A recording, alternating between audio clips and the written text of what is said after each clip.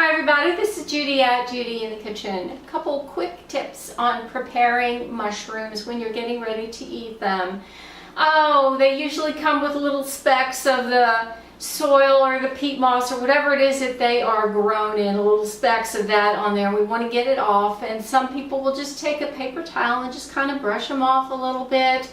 You could also remove that with a soft brush. Some people will actually rinse them underwater, but you only want to do that very briefly, pat them dry, and then cut them up and use them right away, because that exposure to the water will make them a little bit on the slimy side, and that's not desirable. So you just don't want to do that until you're right ready to use them. Now, if you have a lot of mushrooms to cut up, I've seen a suggestion online where you could take an egg slicer, put some mushrooms in there, clamp it down, and you can slice a bunch of mushrooms all at once.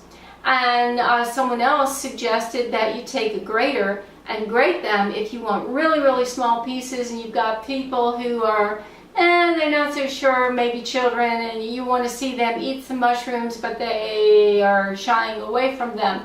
That's one way to disguise them in some foods, is to grate them up really, really small and then use them however you're going to use them. Well, I hope this helps. Take care now. Bye-bye.